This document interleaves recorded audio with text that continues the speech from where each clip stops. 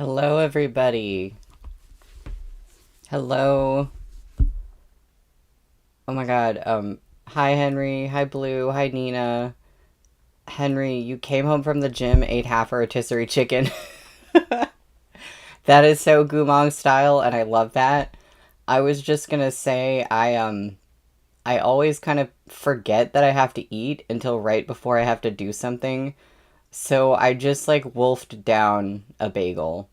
It was a bagel sandwich with an egg and Swiss cheese, and it was really good. But I was like, I have no time to eat this because I just sort of forget about how time works, and then I'm reminded, and then I'm like, oh no, not time. So, oh no, you don't have bagels. I'm sorry. I think there's like a way to bake bagels just in a regular oven. Yeah. You could maybe use like a mold or something, or just make them kind of like flat.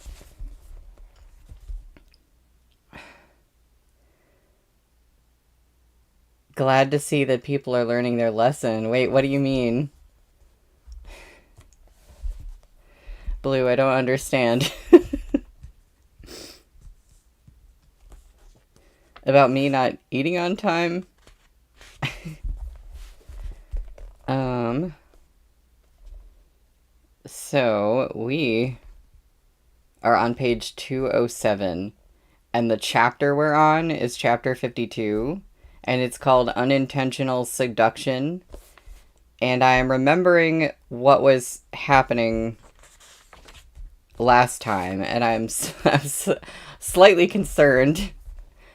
Oh, you mean with reading meat bun novels without eating first? Yeah, that is the good thing, is I have eaten before reading meat bun, so I'm safe now. Okay.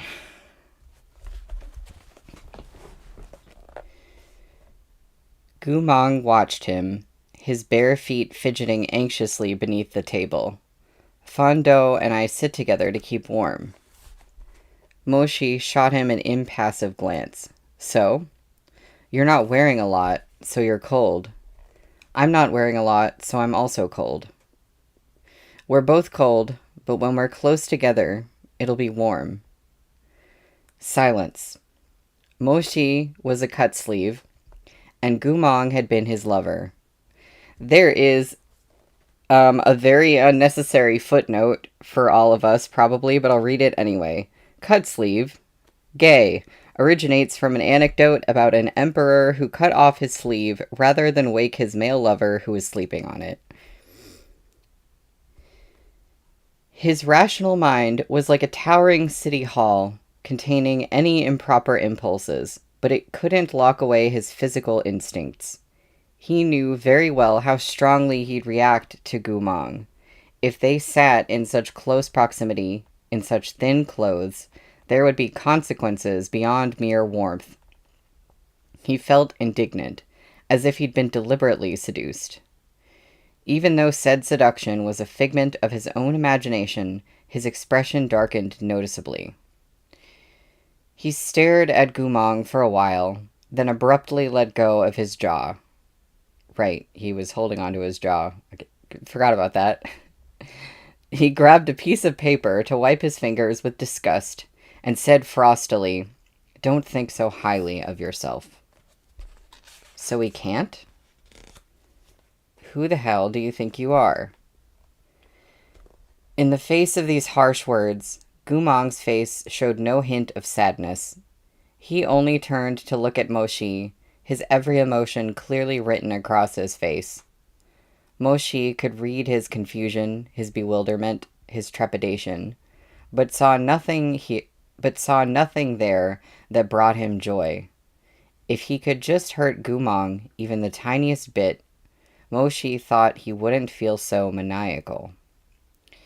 "I thought I was a companion. Your companion," replied Gumong.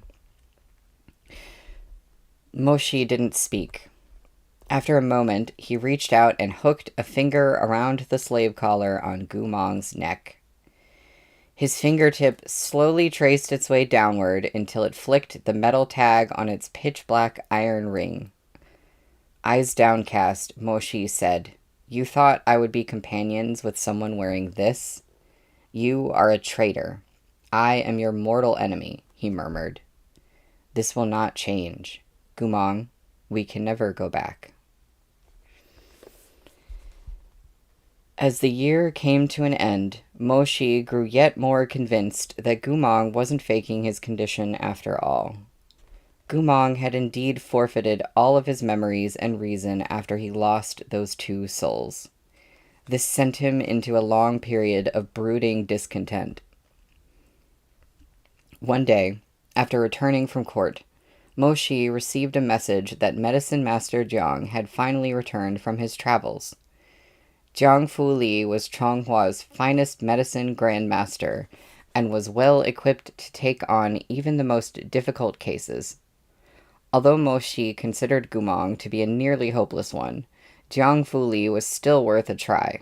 Thus, Moshi brought Gumong, along with his last thread of hope, to Jiang Manor. Jiang Fu Li was eccentric and arrogant in the extreme.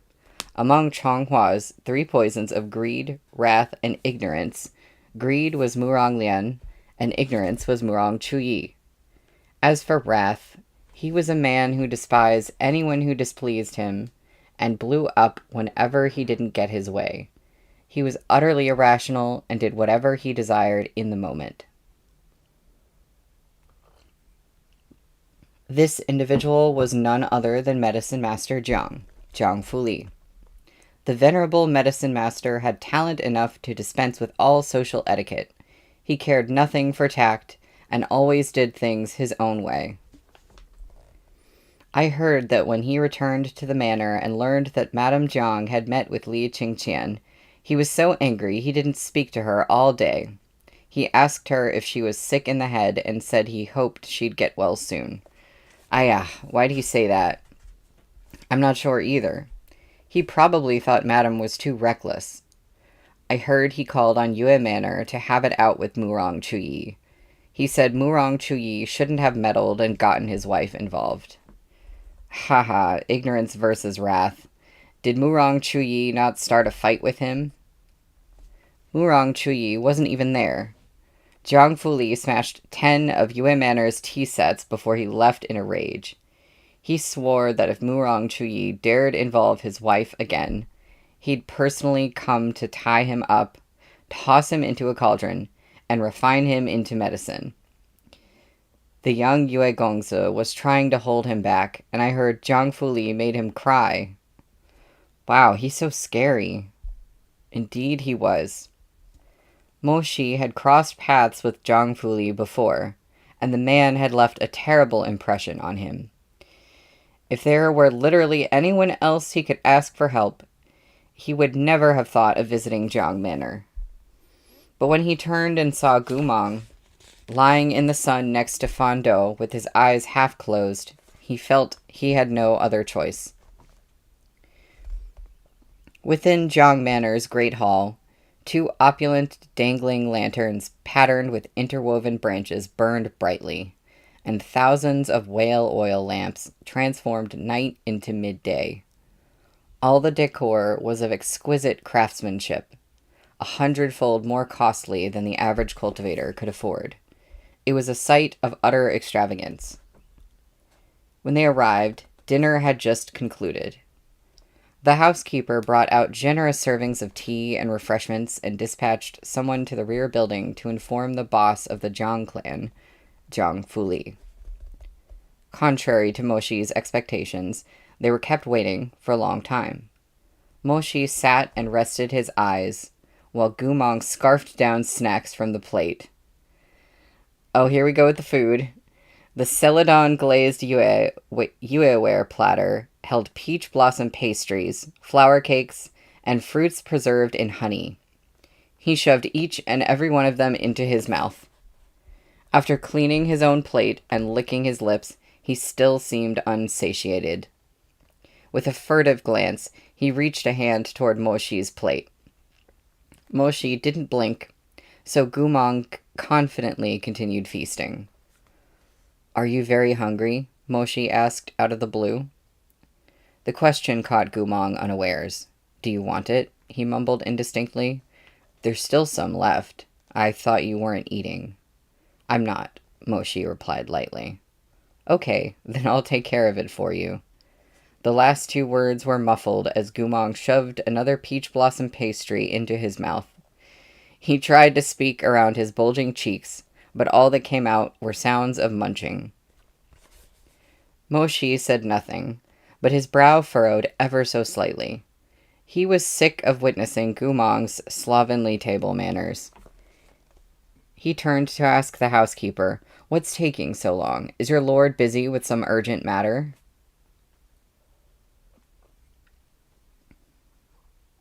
"The proprietor is treating Chang Feng-jun's daughter right now," said the housekeeper. "He should be finished soon." Moshi frowned. "I've been hearing a lot about Chang Feng-jun recently. What illness does his daughter have?" "Madness of the heart," the housekeeper answered. "Chang Feng-jun's daughter has an unmanageably strong spiritual core, and she's very young, so she can't control herself. She's already hurt so many little lords and ladies at the Cultivation Academy." He sighed and continued in a sympathetic tone. "She's only 7. When her illness isn't flaring up, she's quiet and well-behaved, very polite, but no one wants to be her friend. She's really quite the poor little thing." "Can her illness be cured?" "Not quickly," said the housekeeper. "And if she continues to hurt people, the Academy intends to destroy her spiritual core and expel her." At this, Moshi paused. Wouldn't that mean she'd never be able to cultivate again? Not only that, it would be very risky to destroy a core like hers. If anything were to go wrong, it could break her mind as well. Moshi did not know what to say to that. Chang Feng-jun and his wife had their daughter late in life. They never imagined it would turn out like this. Her father and mother have no tears left to shed. The housekeeper sighed. The little girl has been trying to keep herself in check, to slowly bring her spiritual core under control. She's been making steady progress, but... Another sigh. Shiha-jun knows that the academy is full of noble heirs and offspring. No one wants to risk it with a heart-mad child. Chang Feng-jun pleaded and begged and pulled every string he could to let her stay this long. But the other noble lords are deeply opposed to it. If she injures anyone else, no matter whom, I'm afraid she won't be allowed to remain. Moshi suddenly remembered the time Chang Feng-jun had sent him gifts. So this was the reason. He was about to speak when a man's imposing voice rang out from the inner hall. "Lao Zhou, what a big mouth you have. Who let you carelessly divulge patient's affairs?" The housekeeper's mouth immediately snapped shut. Moshi turned to see a man who looked to be in his 30s emerge from behind the screen of golden silk. This man wore exquisitely embroidered robes of bluish green, their many overlapping layers crisscrossing at his lapels. His sash was straight and neat.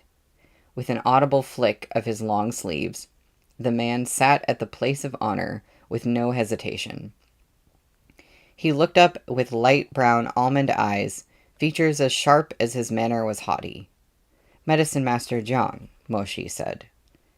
Jiang Fuli placed his hands on the arms of his chair as his gaze swept over his guests. His thin lips pursed. Then he said, without any pleasantries, "You are healthy. You don't need treatment." "What about him?" asked Moshi. Jiang Fuli glanced again at Gumong. "He's ruined. There is no treatment." Moshi had already lost most of his hope that Gumong might still retain his memories, but hearing Jiang Fuli's declaration with his own ears still made his heart sink. He closed his eyes for a few beats before he asked, undeterred, "Is there no hope for recovery at all?" "There is." Jiang Fuli arched a brow and scoffed. "Search heaven and hell for his 2 scattered souls, and all his problems will be solved. The question is, does Shihajun know where to look?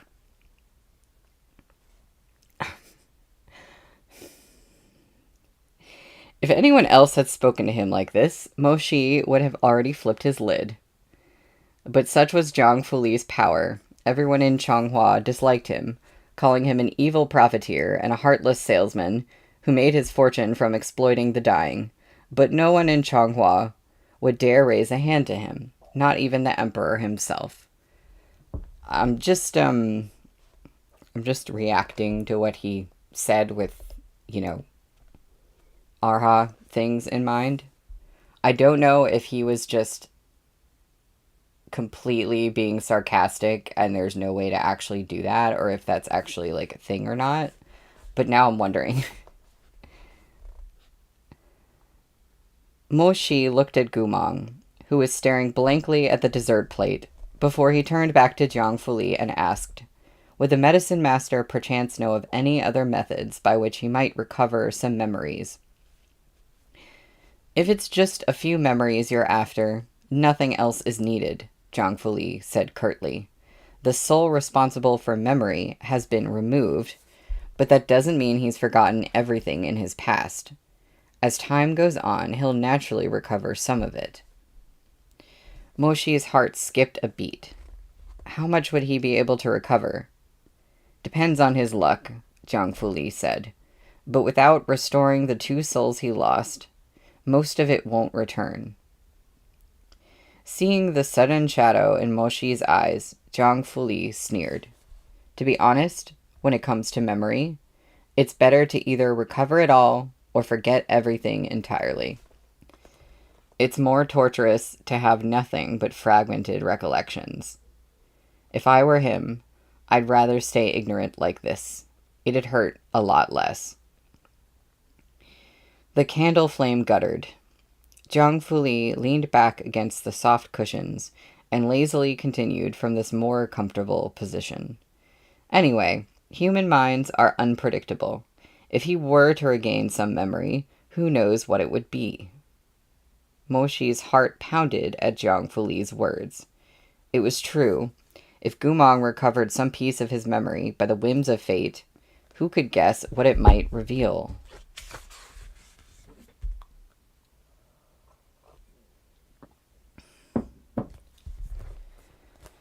In his old life, Gumang had kept too many secrets and endured too much devastation. On the lighter side was his relationship with Mo Shi and the humiliation he'd suffered at Murang Lian's hands. On the heavier side were the military secrets of the Wangba army and the pressure he'd faced from the emperor. If Gumang suddenly remembered some of these fragmented scraps, how would he feel? The mere thought of it chilled Mo Shi to the bone.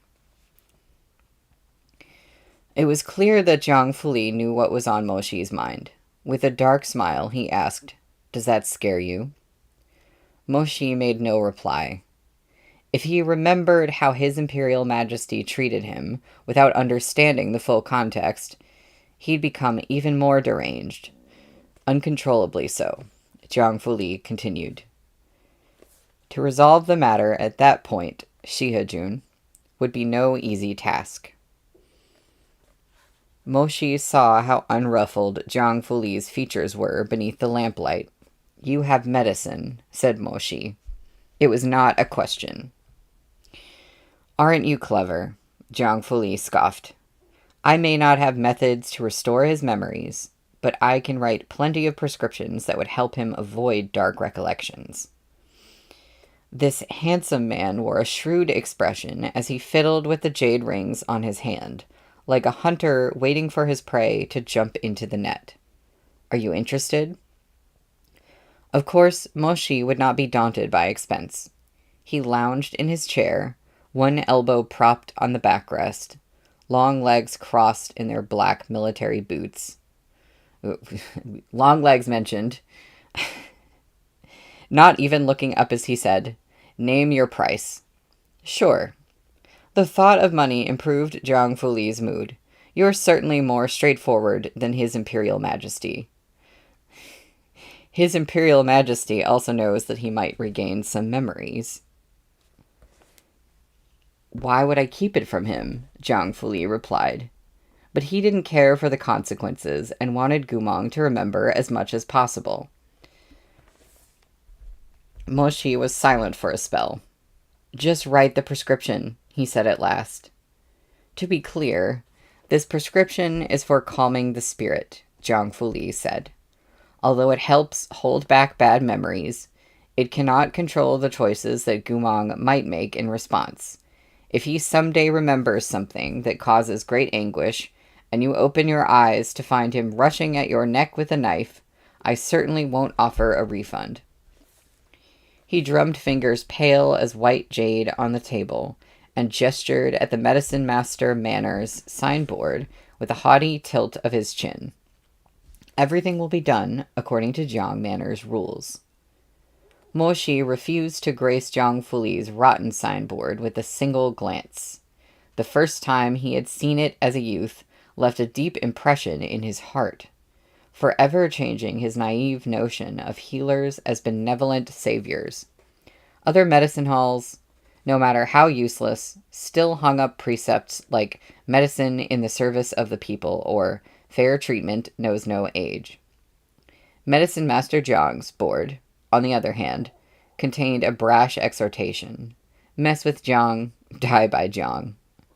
Without a shred of restraint, Jiang Fuli asked, Do you understand? Moshi's face remained impassive. Prescribe the medicine. All right. 1 course of treatment will be 70,000 gold cowries. Pfft. Not even the Jiang Manor housekeeper thought this a reasonable price, but he quickly masked his snort with a cough. Excuse me, I have a cold.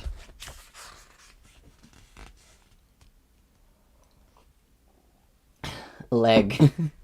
We need to remember that he has long legs. Important details. Also, it's like driving me nuts. These are my old glasses, and they're like too big for me now. And I had them tightened a while back, but they got loose again. So I'm sorry, like the amount of times you have to see me adjust them on my face. Jiang Fuli shot him a glance, burying his teeth in an eerie smile. Okay, I'll give you medicine too. Housekeeper Zhou fell silent. Moshi produced several golden cowrie notes from his Qian Kun pouch. This made Gumong perk up and crane his neck for a closer look. After living in Luomei Pavilion for so long, the words he understood best were cowrie shells. His companion was about to spend money. He was about to spend cowries, and not just cowries, but golden cowries, and not just golden cowries, but 70,000 in one go. How many clients would he have had to take to earn that much money? As Moshi was about to hand the money over to that mean, almond-eyed man, Gumong objected. His hand shot out to grab Moshi's wrist, and he solemnly shook his head. Don't give it to him. Moshi looked at him. It's my money. Gumong didn't budge. Let go. After thinking it over, Gumong couldn't find a good reason to stop him. He could only sigh as he loosened his grip. Money's all gone. Will we have to go hungry? Moshi ignored him and put on the table 7 notes worth 10,000 gold cowries apiece. With a push of his fingertips, he sent them toward Jiang Fuli. Jiang Fuli's expression when he looked at the money might have been sweeter than when he looked at his own wife. He accepted the notes and ordered the housekeeper to bring paper and a brush.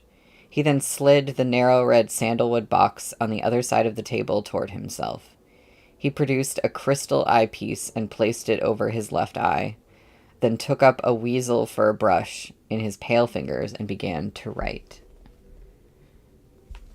Gumong was slowly recovering his sense of boldness, likely because his life had improved significantly after he left Luomei Pavilion.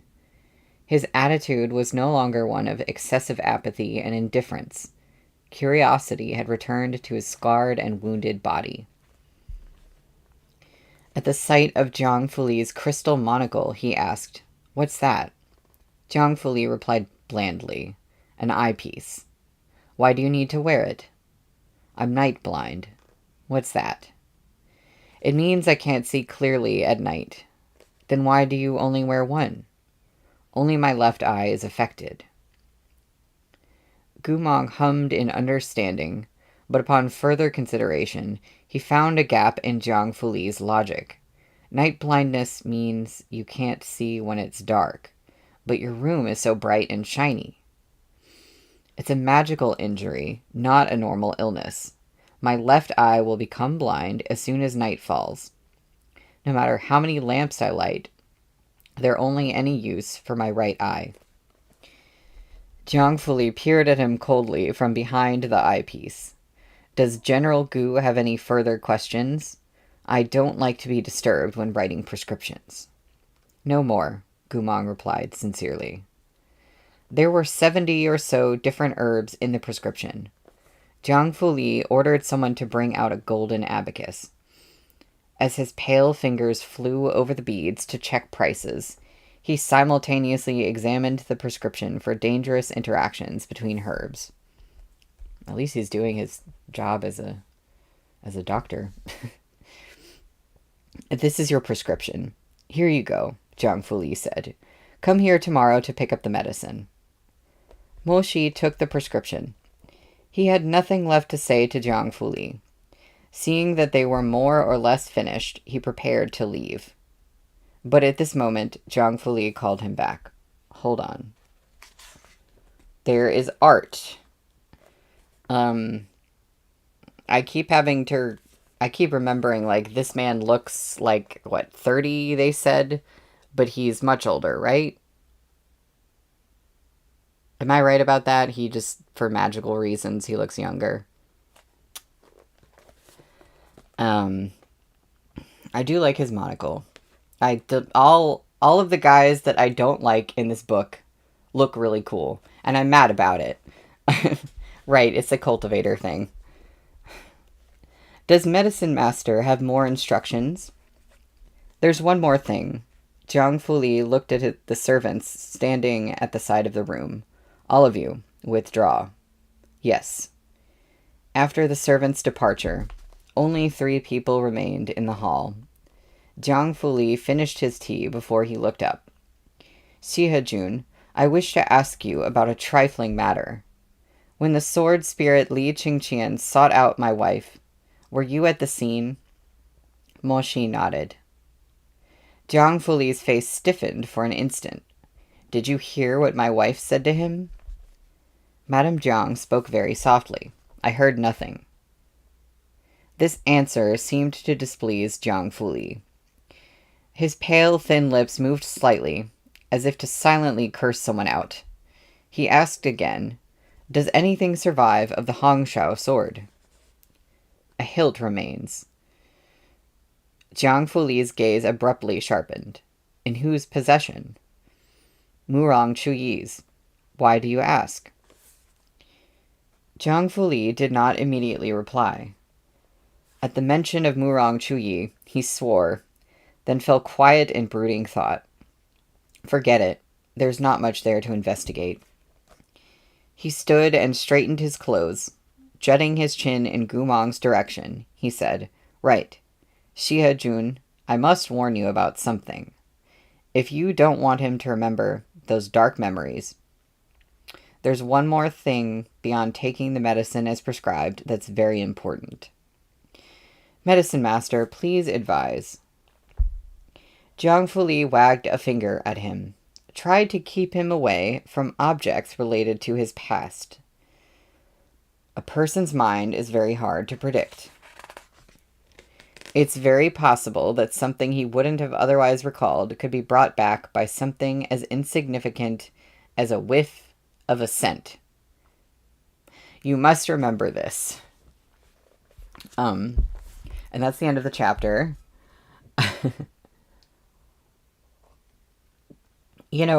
Keeping him away from scents that he remembers is kind of a problem because, food. Are we just gonna stop feeding him the stuff he likes? And also, note the... Oh, yeah, and Oh, wait a minute. That's right. I think he does remember Moshi's scent. Because he said that Moshi smelled... I don't remember how he phrased it, but he said something like Moshi smelled like familiar. So I think that's already happening, maybe. Um, well, we are on chapter 53, which is called I'll Feed You. Gumong didn't like drinking the medicine Jiang Fuli had prescribed. The reason was very simple. It was too spicy. Jiang Fuli's formulation triggered coughs at the first sip. The master himself had said that the medicine's flavor absolutely couldn't be changed without sacrificing its efficacy. This left Li Wei at a loss. Don't they say sweet fragrances are cleansing? Shouldn't emotional troubles be treated with sweet medicine? When word of this reached Jiang Fuli, his response was, "The hell does he know? Who's the medicine master? Him or me?" Thus, the sight of Li Wei chasing Gumong in desperation, begging and pleading with his noble self to please take his medicine, became a daily occurrence in Shiha Manor. It was a scene of utter chaos that never failed to take up at least an hour. Moshi liked peace and quiet, and hated noise, so Li Wei usually tried to force-feed Gumong his medicine only while Moshi was at court. But today, Gumong's resistance proved to be too much. Li Wei had crashed into a dozen other servants, and he still hadn't nabbed Gumong. To add injury to insult, Gumong had even kicked Li Wei squarely in the chest, nearly causing him to break the medicine jar. Seeing that Gumong was about to escape the yard, Li Wei shouted as he chased after him, "Grab him! Grab him! Use the immortal binding ropes! God damn it!" As Gumong sprinted away, he turned to glance behind him. With a sudden thud, he crashed into something both hot and hard. He hissed in pain and clutched his forehead. When he looked up, he met Moshi's dark eyes, which leveled him with a cold stare. "What are you doing?" Moshi asked, towering over Gumong. Panting, Li Wei caught up to them and shouted, my lord, he won't take his medicine." Moshi had just returned from court and was still wreathed in the icy chill of the outside air. For a moment, he stared at Gumong in silence. Just as Gumong realized he was in deep trouble and prepared to flee, Moshi grabbed his wrist. His eyes fixed on his quarry, Moshi raised his other hand. "Li Wei, I'm here. Give me the medicine jar." Moshi hauled Gumong into the side room, kicked the door shut with a boot, and shoved Gumong against the wall. The room was dim behind the hanging bamboo curtains. In the darkness, Moshi's eyes glowed with a gloomy light. After staring at Gumong for some time, he bit out, "You've lost all your good habits. Yet your bad ones haven't changed in the slightest." Gumong had had the same trouble in the past. He'd rather remain sick than take his medicine, exactly like he was right now. Moshi recalled a time he paid Gumong a visit back then. Gumong had been curled up in his tent, grumbling as he lay wrapped in blankets, only an errant lock of black hair visible. When he heard someone come in, he thought it was Liu Jianxing. Without even bothering to open his eyes, he muttered, "Jianxing, don't bring me more medicine. I won't fucking drink it. The smell is gross enough." The young Moshi walked over to him, put the steaming medicine on the table, and sat down next to the bed. "It's me," he murmured. Holy shit. Gumong stuck his head out from the blankets, drowsy-eyed and scarlet-cheeked with fever. "What are you doing here?" he mumbled. Moshi didn't respond. He reached out and touched Gumong's face. "Take your medicine." "I won't." Gumong rolled his eyes and tried to burrow back into his blankets, but Moshi pulled him out again. "Fine then. Keep burning up." "Sure, whatever. Once the fever cooks me through, I can eat myself. I can eat myself. The medicine is too disgusting. I won't touch it. Moshi frowned. Are you even a man? Now this bothered Gumong. He whipped his head around and glared as sharply as he could through hazy and feverish eyes. You don't know if I'm a man, he grumbled. You couldn't tell when you slept with me? You little bastard, your Guga is a selfless patriot who's fucking burning up to high heaven. It's one thing if you're not clapping for me and giving me flowers, but you're actually questioning my sex, you little scoundrel. Gumong was half awake and delirious, sniffling and mumbling a stream of pure nonsense. Moshi took this all in with amusement and tenderness. He gazed with gentle eyes at his Shiga curled up in his messy pile of blankets. It's easy for you to say, muttered Gumong, his cheeks flaming red. You have no idea how bitter this goddamn medicine is. This was meant to be a complaint, and if he were fully awake, Gumong would definitely have used a swaggering tone full of brash arrogance. Alas, he wasn't in the right state to pull it off. His eyes were unfocused, and his lips were wet. His manner as he upbraided Moshi wasn't the least bit imposing. Rather, all that remained was boundless softness. Okay, I love that. I love that line.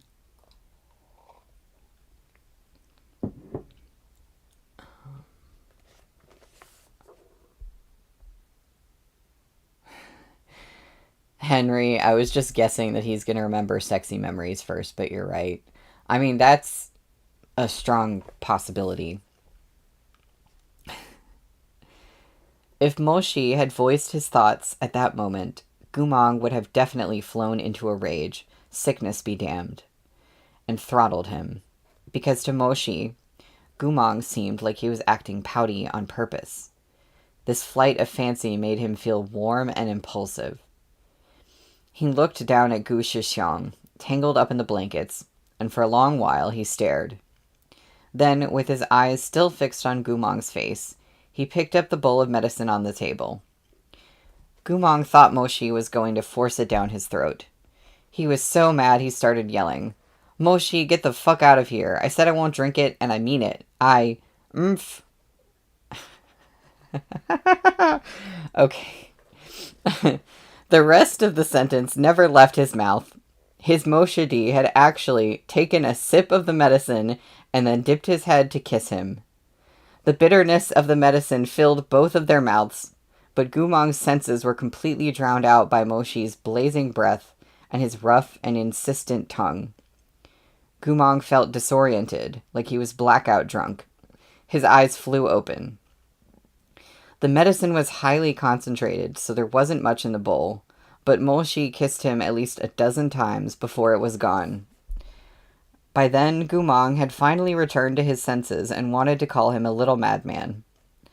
But that rough tongue, having fed him the last few drops, pressed into his mouth. As their lips entwined ferociously, some medicine even dripped from the corner of Gumong's mouth. So, is he gonna remember things because of the medicine? Back then, they had been young and reckless, their newborn love flourishing so fearlessly in their hearts that, when they were caught up in each other, they didn't even care that someone might lift the tent flap and see...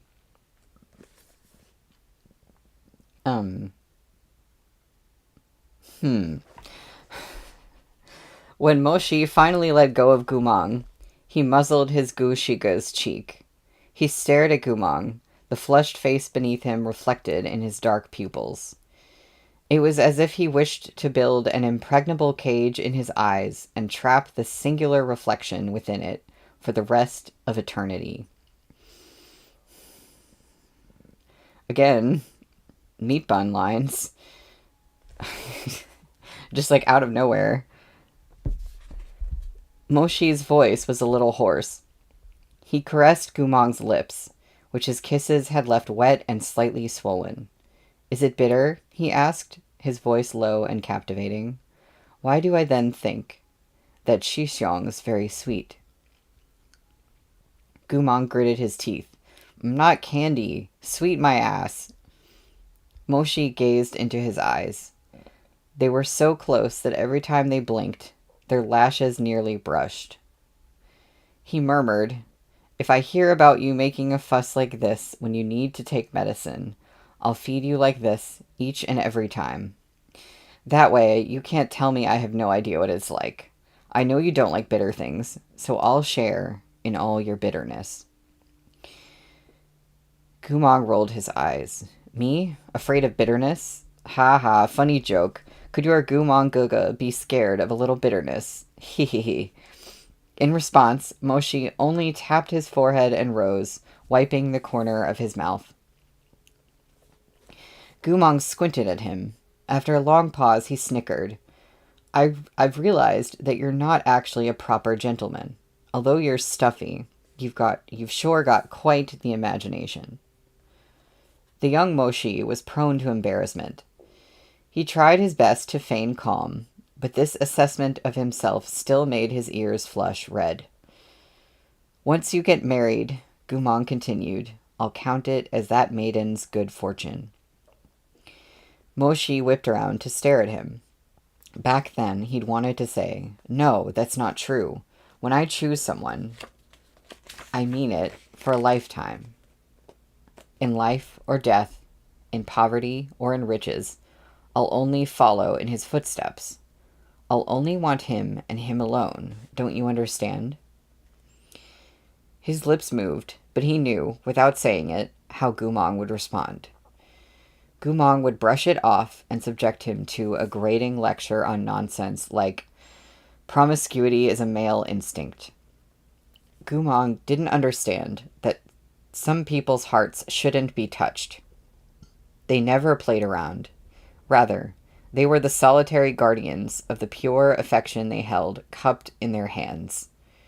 They only had a little bit of romance in their hearts, just enough to lavish on a singular person in all their life. Gumong had enough affection to rival the rivers and the lakes. He wouldn't understand. Okay. Okay. In the present, in the dim side room, Moshi stared into Gumong's blue eyes. After his bones had been broken and his souls removed, after so much had changed, how did he still have this infuriating problem? Open your mouth, Moshi ordered. Gumong glared at him in clear refusal. Moshi grabbed him by the jaw and moved to pour it down his throat. At first, Gumong kept his lips clamped shut, but Moshi wasn't planning to play nice. He covered Gumong's mouth and nose so he couldn't breathe. He waited until Gumong was red-faced and struggling before abruptly letting go. As Gumong opened his mouth to gasp for air, Moshi grabbed his chin and poured the medicine in. Gumong burst out coughing and his eyes reddened as he rasped, Why are you making me drink this? Moshi gritted his teeth and snapped, Because there's something wrong with you. From now on, when Li Wei asks you to take your medicine, you'd better drink it obediently, he warned. If you refuse, and I have no choice but to administer it myself, I'll do it by force. He caught sight of a drop of medicine at the corner of Gumong's mouth. Clean yourself up, he said, and then strode away without a backward glance. After that, Gumong was obedient indeed. Li Wei always gave him a bowl of milk or a piece of candy after he took his medicine. Moshi, on the other hand, gave him nothing, but instead stared at him with an inscrutable expression after forcing him to swallow it down. Gumong didn't understand what that stare meant, but he felt an instinctive chill at the back of his neck. They finished one full course of treatment in this manner. 3 days before the end-of-year ceremony, Moshi took Gumong to the Zhang residence for a second examination. Also, so much time is passing. I'm just thinking about how long we're going where this is just their life. Like, Gumong is just there doing his little antics and cleaning the house, and they're just like waiting for things. Like I need a chart of how much time has passed since like the beginning of certain moments because I feel like I can't keep track of it. Housekeeper Zhou led them through the great hall into a lavishly decorated room where Jiang Fuli was in conversation with a middle-aged man. The man wore a cultivator's robes of purple trimmed in gold, signifying his noble bloodline. However, his face was exhausted and his posture was hunched. He looked nothing like a high-spirited aristocrat. A young girl with delicate features waited at his side, also dressed in purple clothes with golden trim. She kept her head bowed and said not a word. Holding a little bamboo dragonfly in her hand, she looked endearingly sweet. Moshi didn't recognize this downtrodden noble at first, but as soon as he saw the child, he realized that this must be Chang Fengjun and his heart-mad daughter. As they walked, Chang Fengjun was wiping his tears and stammering his thanks to Jiang Fuli. "You should go back to your manor," said Jiang Fuli. "Your daughter can stay here temporarily. Since I've been paid well, I'll take good care of her, of course. You needn't worry." "I'm just so thankful to Medicine Master Jiang. The memorial ceremony is in 3 days. I won't be in the capital, and there's no way I could feel at ease if I left Lan-ar at home." "Good business is good business. You're neither buying on credit nor owing me money, so what are you thanking me for?" Chang Fengjun patted the little girl, Lan-ar's, head, striving to summon some cheer on his weary face. "Sweetheart, in a few days, Papa will be going to the memorial ceremony with His Imperial Majesty. It's a hard journey, so I can't take you along. You need to be good and stay in Dr. Jiang's manor. Don't cause him any trouble, okay?" Though Lan-ar was young, it was obvious that she had already been pushed around and bullied a great deal on account of her illness. She seemed extraordinarily sensible and obedient. Her words and actions were all very soft, as if she feared she'd be left behind or bring harm to others. "Papa, how long will you be gone?" "Not long at all. It'll be 7 days at most before Papa will be back to pick you up." Lan-ar's eyes welled with tears, but she held them back and nodded silently. Chang Fengjun thanked Jiang Fuli again and turned his head just in time to see Moshi and Gumong enter the residence. Probably skittish because the other noble families had shunned him so completely, this middle-aged man with graying temples started like a bird at the twang of a bow. Trembling with a terror unbefitting of his age and station, he ducked his head. "Shihajun." Moshi found this a difficult sight to bear, but stiff as he was, he merely uttered a word of greeting. As far as he knew, Chang Fengjun had always been honest and dutiful and never involved himself in petty conflicts. These qualities had doomed his noble lineage to cede power and influence by the day. Eventually, even some of the capital's common-born cultivators disregarded him. After Chang Fengjun respectfully greeted Moshi, his fearful eyes flickered toward Gumong. At the same time, Moshi's gaze shifted to land on little Lan-ar, who was standing beside Jiang Fuli. Each sensing the object of the other's attention, they spoke at the same time, in the same protective tone. "He isn't a danger," Moshi said. "She isn't a danger," Chang Fengjun said. The two of them lapsed into an embarrassed silence. In the end, Moshi was the one to break it. "I understand. Don't worry." These days, Chang Fengjun had to explain his daughter's illness wherever he went, and beg each noble family not to expel his daughter from the academy and break her spiritual core. He had suffered untold hardship and humiliation. Upon hearing Shihajun's somewhat gracious words, he felt a twinge in his heart and was brought to the verge of tears. He lowered his head to thank Moshi and glanced behind him once more at Lan-ar. Worried that the longer he stayed, the less he could bear to part from her, he turned to leave the manor. Zhang Fuli took Gumong's pulse and adjusted the prescription anew. Then he rose to his feet. Glancing at Gumong and little Lan-ar, he said, "Shihajun, let's step out to the rear courtyard to talk." Moshi frowned. "And leave them here?" Housekeeper Joe smiled. "Shihajun can rest assured. I'm here to keep watch. Nothing will happen. If my patients are able to cause any trouble in my manor, I might as well close up shop," said Zhang Fuli. He glanced at the black ring around Gumong's neck and continued with audible scorn.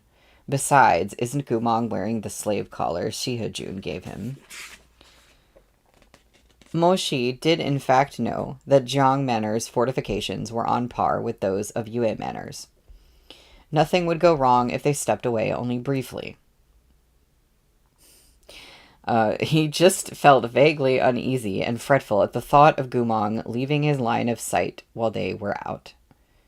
This feeling hadn't subsided even as they spent more time together. Rather, it had grown only more stubborn and intense.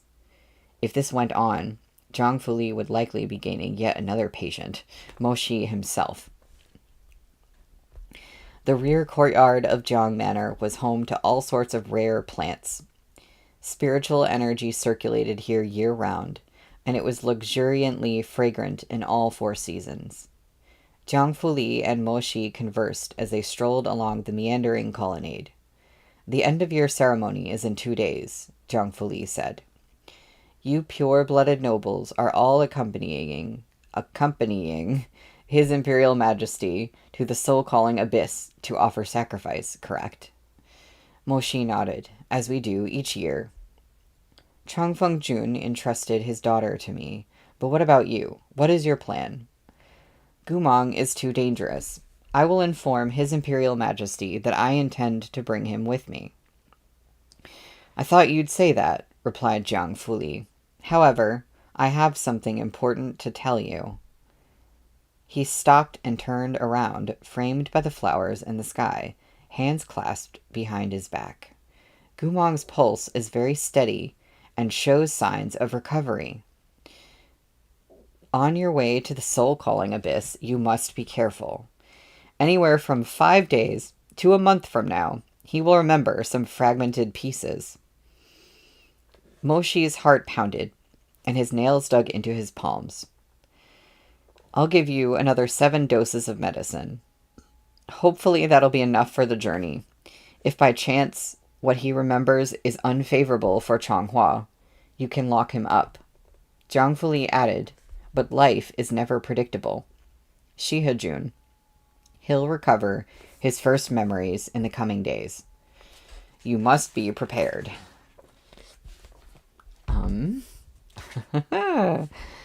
Well, that's the end of that chapter.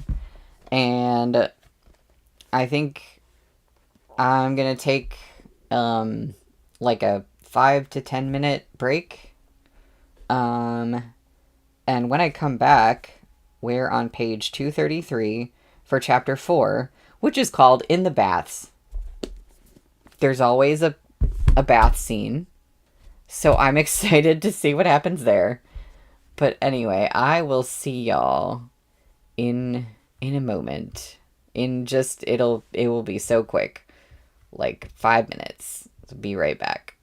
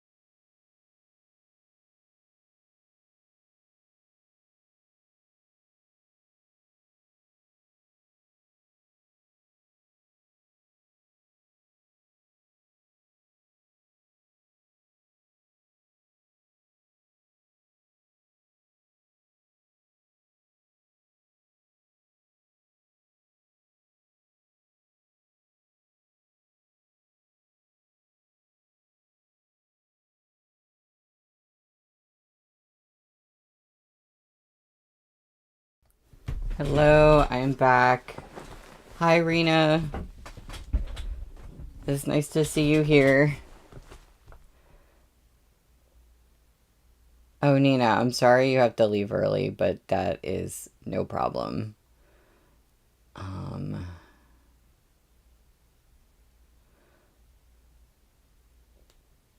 Wait. I don't what do you mean it was a memory potion that gets Gumong to remember things? That's one way to do it. Is that like...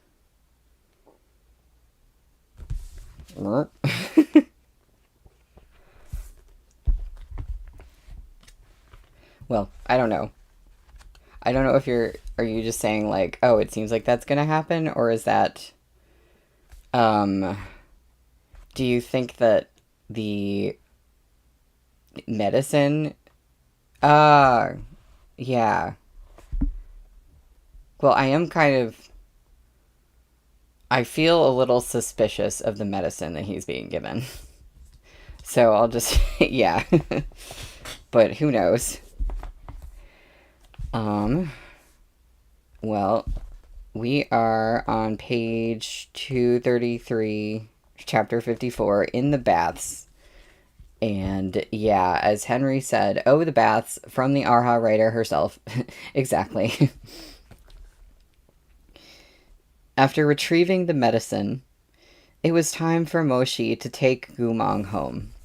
He and Jiang Fuli returned to the hall to see Gumong sitting on the ground talking with little Lan R. Or perhaps more accurately, little Lan R was teaching Gumong how to talk. Dragonfly, she said quietly as she held up the bamboo trinket in her hand. Gumong nodded and echoed, Dragonfly. When dragonflies fly low, it will rain. Gumong nodded along, blue eyes fixed unblinkingly on that bamboo dragonfly. Lan R noticed his longing gaze. She tilted her head in quick thought, then handed the little figure to him. Da, Goga, if you like this, I'll give it to you. Gumong's eyes flew wide. For me? It had been a long time since this little girl had someone to talk to. A shy and gentle smile spread over her delicate face. Cheeks dimpling, she said, I'm giving it to you. Gumong's eyes shone in surprise and delight as he accepted the bamboo dragonfly. He lovingly cupped it in his palms as if he had received some rare treasure and gazed at it for a long time. Then he held it aloft and made it fly before Lan R. One was tall and one was small, but both laughed. Engrossed in their game, neither noticed that Zhang Fuli and Moshi had returned. Gumong tucked the little dragonfly into her hair and smiled. It looks pretty like this. It looks pretty on Da Goga's head, too. Why is it so cute? At this, Gumong placed the dragonfly on his own head. The two of them giggled up another storm. Then Gumong, after a moment's thought, pressed the dragonfly back into little Lan R's hand. I'm done playing with it. I'm giving it back to you. Lan R was startled. Why? I can't take other people's things whenever I want. I live with a very, very, very, very mean person. Gumong waved his hands in great big circles, as if supplementing his paltry vocabulary with gestures in order to fully demonstrate just how ill-natured this person was. Very mean. When I'm in his territory, I have to listen to him. If I don't, he feeds me very spicy medicine and howls at me. Moshi blinked. Lan R couldn't help the pity that rose on her face. She reached out a small hand and patted Gumong's head. Da Goga is so unfortunate. After a pause, she continued, but this is just one little dragonfly, and it's not expensive, so he won't blame you. I'm giving it to you. Next time, will you play with me again? I like playing with you, but I can't take the dragonfly, Gumong answered plainly. The little girl's face brightened at the first sentence, but some disappointment appeared upon the second. It's really not expensive, she said softly. You have to work. You have to work to get things. This is the Shiha Manor rule, said Gumong. Or you need to bed me, then. He was still speaking when Moshi hauled him away. Moshi shot him a vicious glare and snapped. You want a 7-year-old girl to bed you? Have you no shame? We're leaving. Come on. Behind the two of them, Jiang Fuli tucked his hands in his sleeves and said solemnly, Shiha-jun, don't forget what I told you.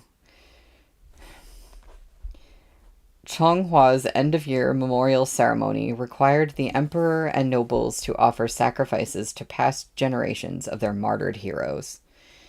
At Chonghua's southeastern border, there was a ravine with deep, calm waters at its bottom that flowed all the way to Baidi's city of western Shu.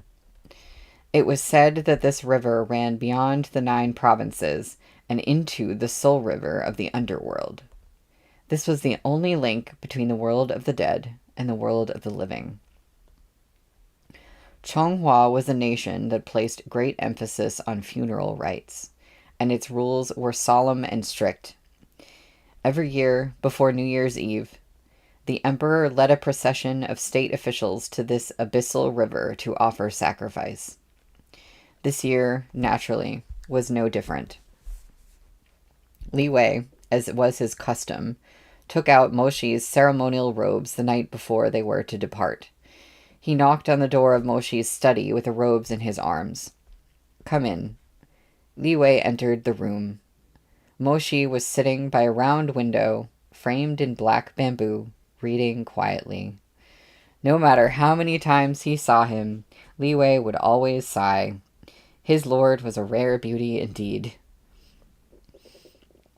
Moshi was tall and handsome, to be sure, and the sharpness that had been hammered bone-deep into him was overpowering.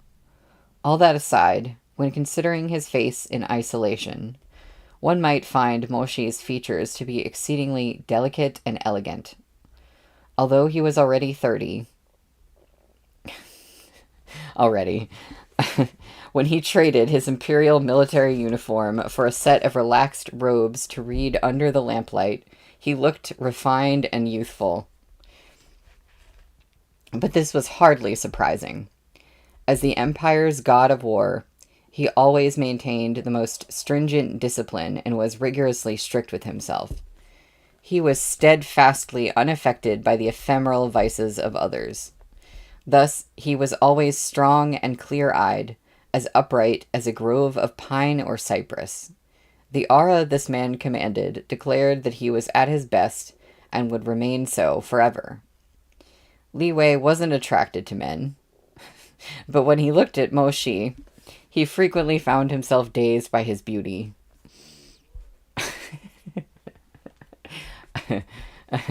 Henry, a meat bun is so mean to anyone above 22.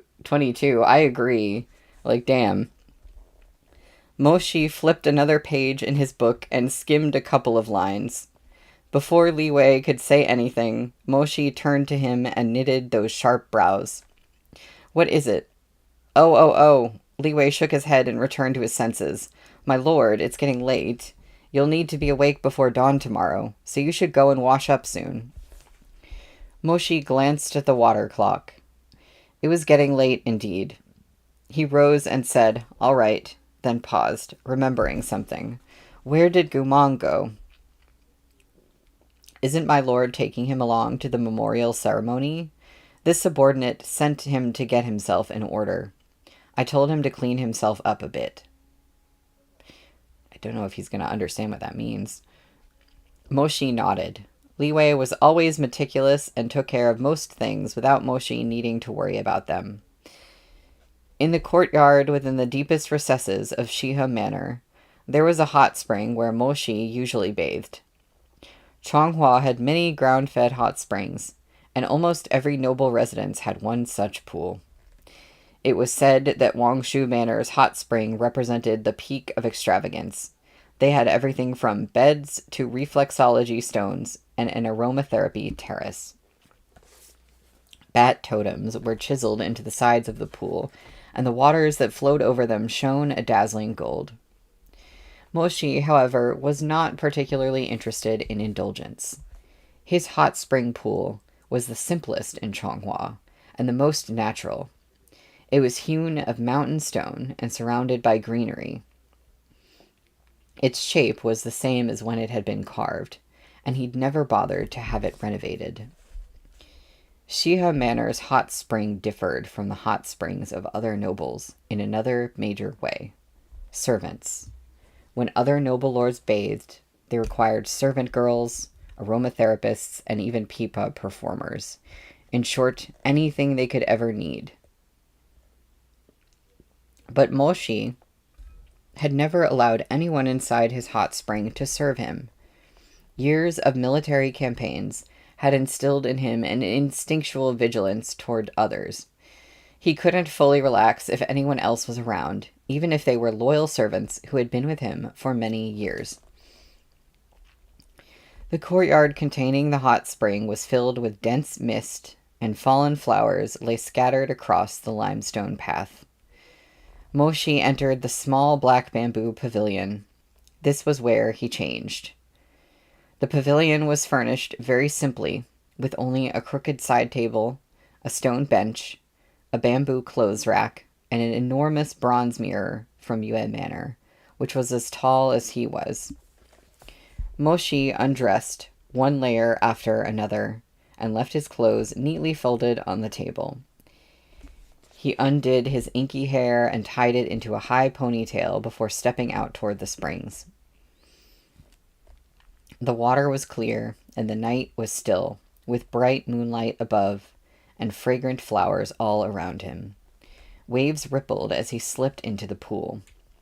Lotuses nourished by spiritual energy grew within the hot spring, the blossoms ranging from brilliant sunset reds to lustrous jade whites. However, none of them rivaled Shihajun's reflection on the water.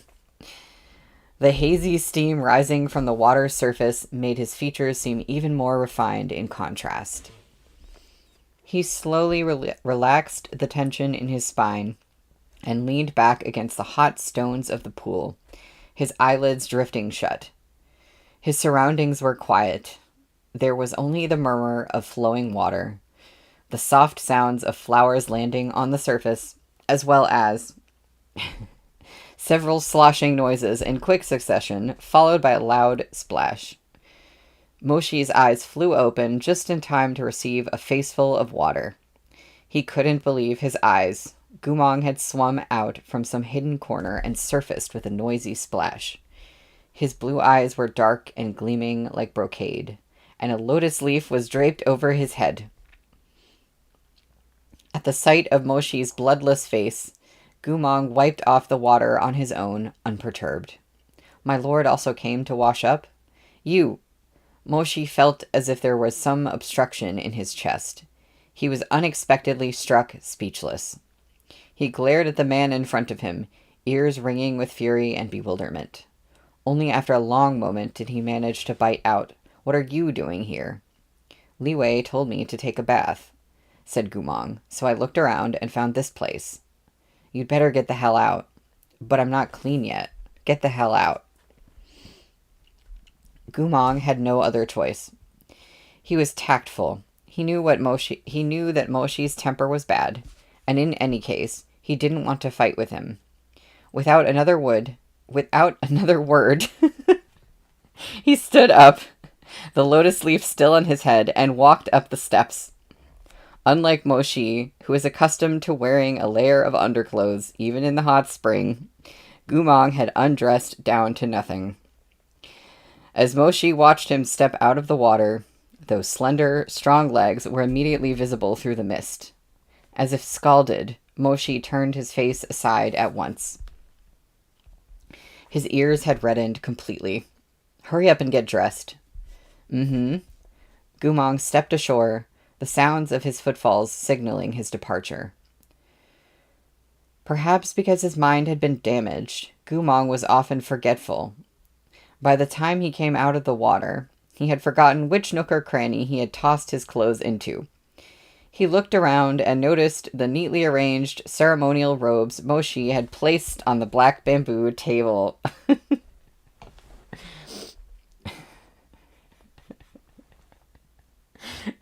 I knew I knew someone was going to say something about me saying without another wood.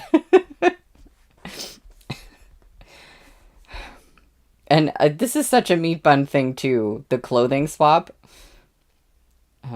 Where am I? His clothes and Moshi's clothes were both clothes. He couldn't find his, so why not accept this convenient alternative and wear Moshi's instead?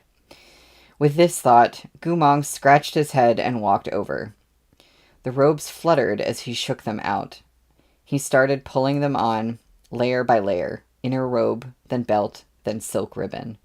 After he had put on everything else, Gumong's eyes landed on this ribbon.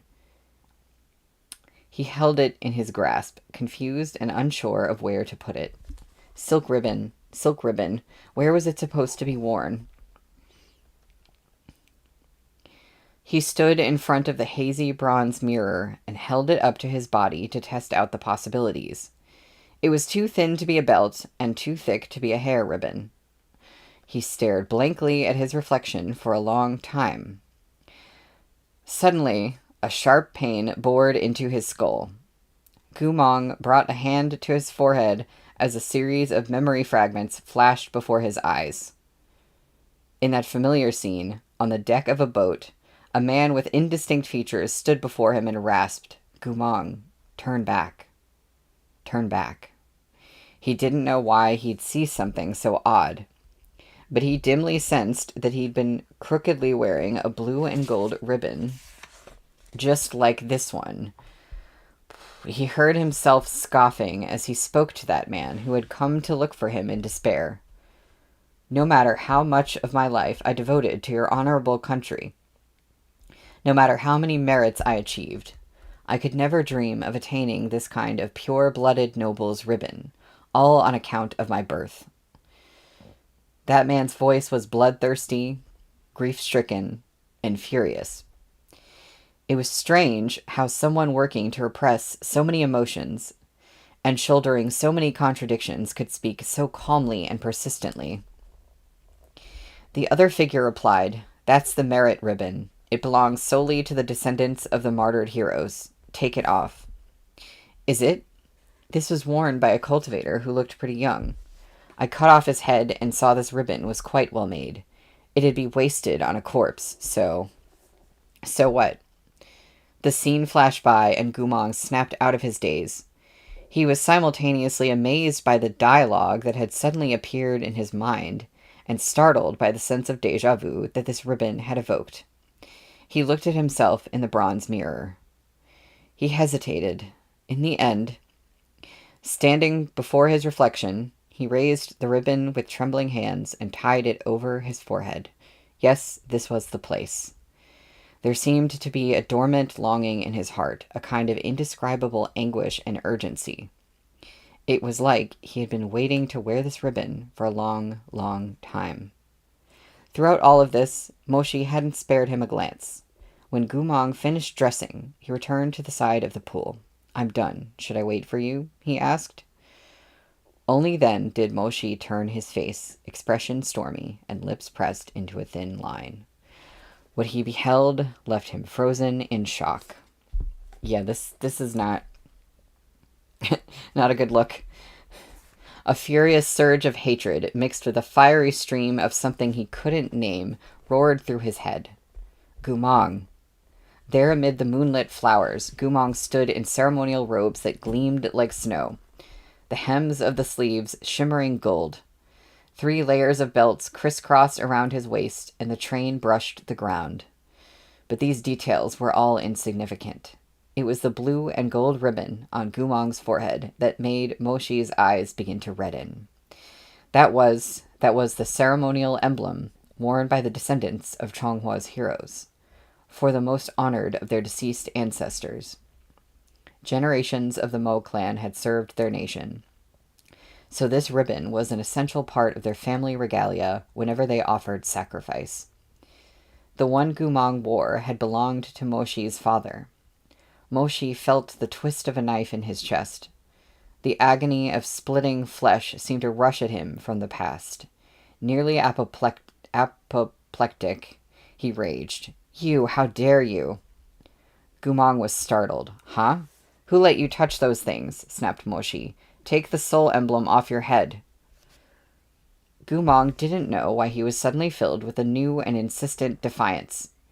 He took a step back and said two curt words to the man in the hot spring. "I won't." These simple words ignited an explosion, like sparks landing in sizzling oil. Gumong saw Moshi's eyes blaze bright, fury raging within them. His gallant face turned terrifying. Gumong could almost see the city of rationality in Moshi's eyes burned down, scorched wood falling, and flames flaring in his gaze. Moshi emerged from the water with a loud splash. His snow-white inner robe gaped open as water steamed from his sturdy, heaving chest. His eyes were violent and hot, his entire body emanating an aura of terrible wrath, like black storm clouds pressing in on city walls. Gumong turned to run. Moshi was still in the pool, but he reached out and caught hold of Gumong's wrist. With a swift jerk, water splashed across the stones as he pulled Gumong bodily into the spring. Well, that was the end of the chapter, and this is chapter 55, which is called Don't You Know How Dirty You Are?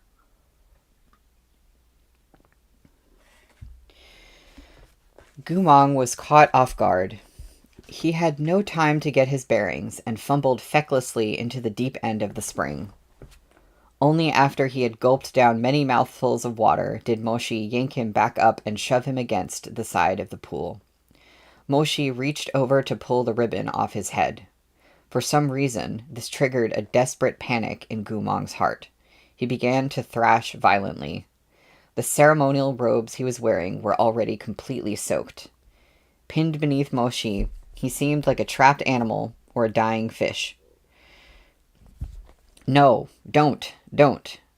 In the depths of his memories, there had once been someone who had furiously and hatefully wanted to take this from him, but Gumong couldn't remember who.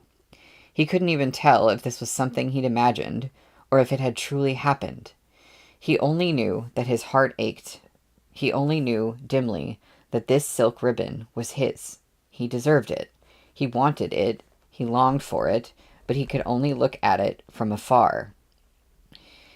"Give it back." "No, I won't." The two of them began to tussle furiously, right there in the hot spring. The churning waters scattered the moon's reflection. In his agitation, Gumong sank his teeth into Moshi's hand. Because Gumong's core had been broken, he no longer possessed any spiritual energy. His body was covered in scars, and his strength was nothing like it used to be. He was no match for Moshi, who painstakingly maintained himself. These days, Gumong Guga could never match his Moshidi in a fight. He had to resort to this ridiculous and bestial course of action to defend what he yearned for, a yearning that would go unanswered in life and death. Moshi was incensed beyond endurance. He could bear Gumong stabbing him and betraying him. But taking this ribbon violated the strictest taboo in his heart. This was the ribbon that had once belonged to his father. His papa had died at the hands of the Liao Kingdom's cavalry as he evacuated citizens of Chonghua from their city. This ribbon was the last thing he had left for Moshi. How dare Gumong touch it? His heart roared with towering flames. Gumong's bite had been vicious. The back of his hand was bleeding freely, but Moshi didn't feel the slightest twinge of pain. The blood on his hands matched his eyes, bloodshot with rage. Heeding nothing, he tore his hand from between Gumong's teeth and seized the ribbon, then soundly slapped Gumong across the face. The strike landed crisply. both heavy and cruel, as if he intended to pay back 7 years of hatred in this one blow. Moshi's own hand stung painfully afterward, and the tips of his fingers trembled with his turbulently fluctuating emotions. There was hatred in his gaze, but as the mist rose, his eyes were wet. Moshi swallowed. He tried to master himself enough to speak, but when his lips moved, no sound came out. Only after he closed his eyes for a long interval did he manage any words. "Gumong," he rasped, his voice terribly hoarse. "Don't you know how dirty you are?" The chapter title.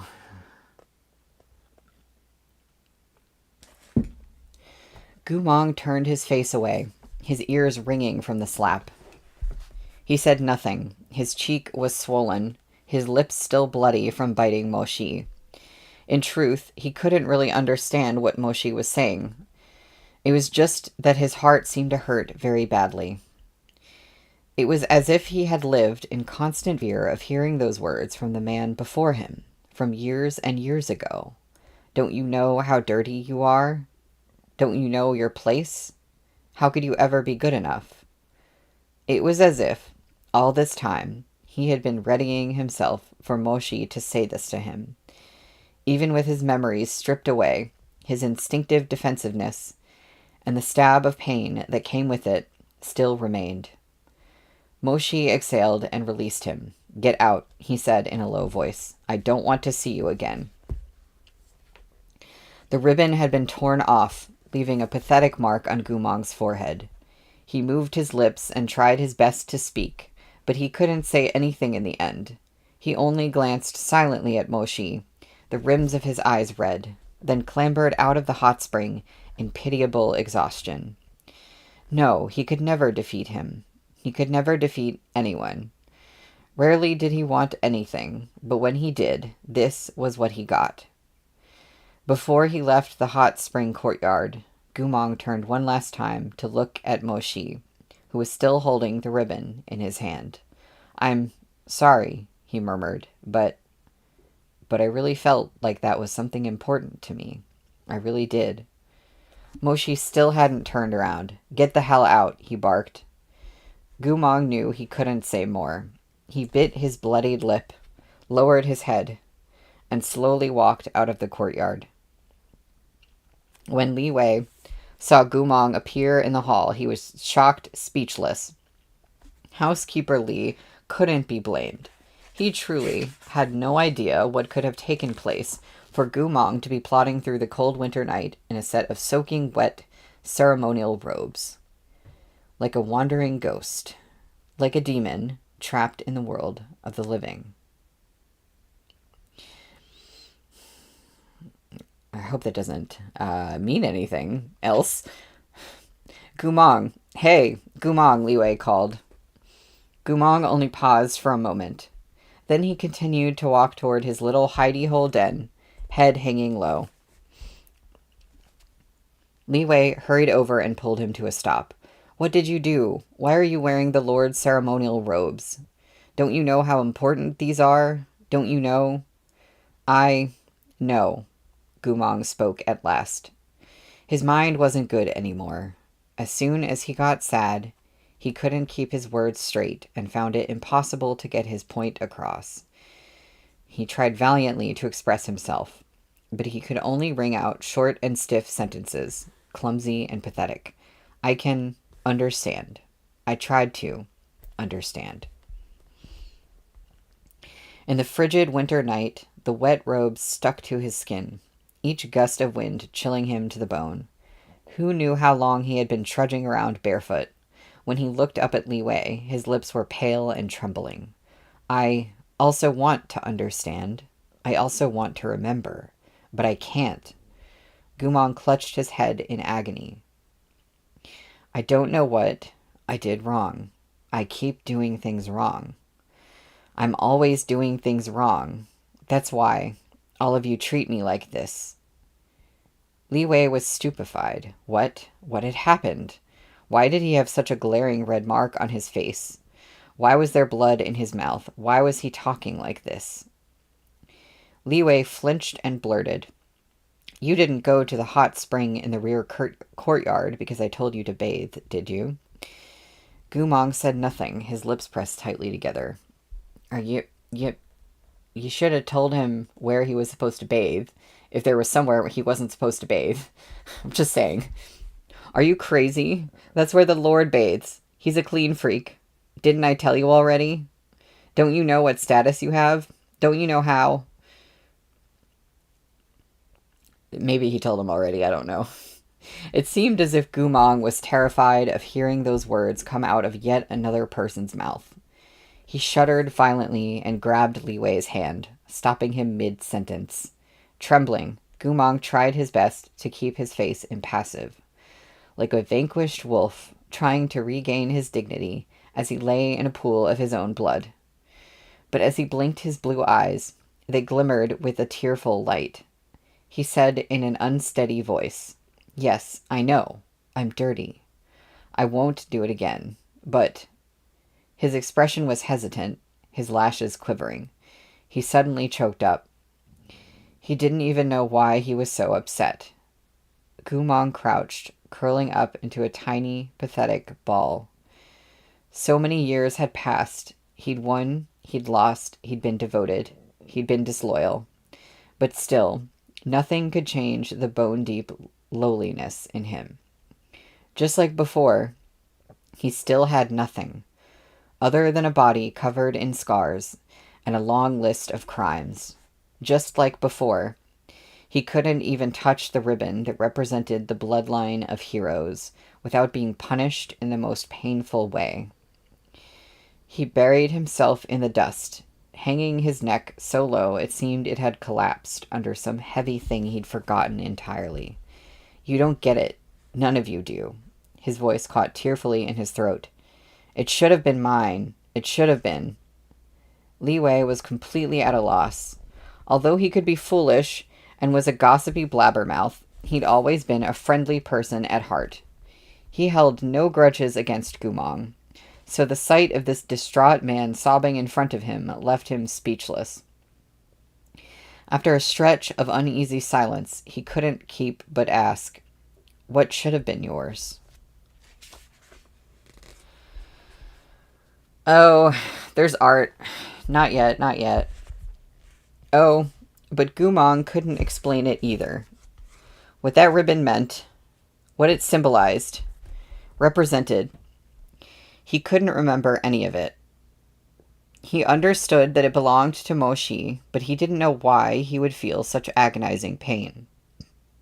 "What exactly should have been yours?" Li Wei asked in exasperation. "Everything in Shiha Manor belongs to the Lord. Even me and you. We all belong to the Lord. What can we have?" Sighing, he patted Gumong's shoulder. "Quick, get up and take off these clothes. If anyone else sees you wearing the ceremonial robes of the highest-ranked nobles, I'm afraid all of Shiha Manor would suffer alongside you." Gumong returned to his den of old furniture and shabby blankets.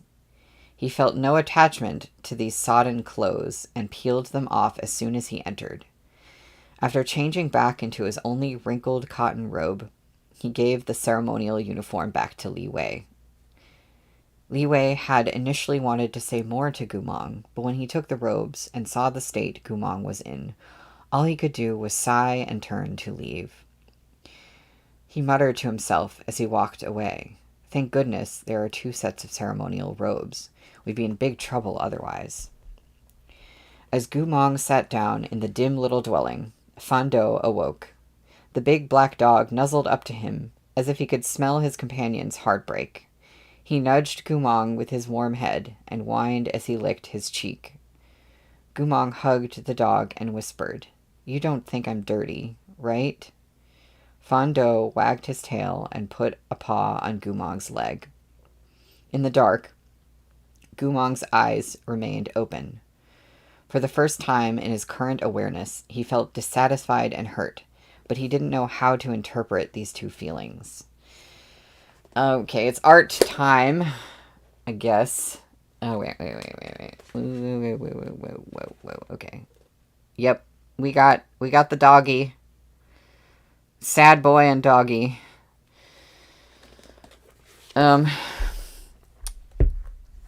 They made him very uncomfortable, as if he were sick, the pain worse than being whipped in punishment.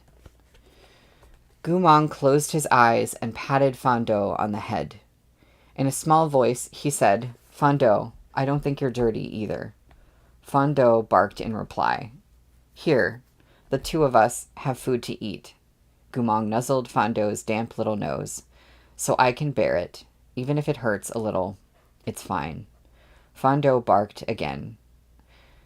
Gumong pressed a hand to his chest and whimpered, "It's fine. It only hurts a little. I can handle it. I can.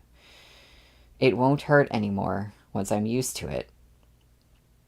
If I endure it, it'll pass. All of this will pass."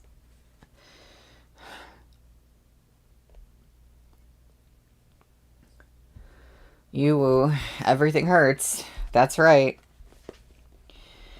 Early the next morning, Moshi pushed open the door of his bedroom and stepped out, already clad in his lavish ceremonial robes. The residents of the manor looked forward to this day each year because Shihajun looked particularly gallant in this uniform. But this time, when he arrived at the hall, the servants waiting there were shocked. Shihajun clearly hadn't slept a wink. His complexion was awful, and there were dark smudges beneath his eyes. He took a seat at the table, where Li Wei had already arranged the food. As usual, it was simple.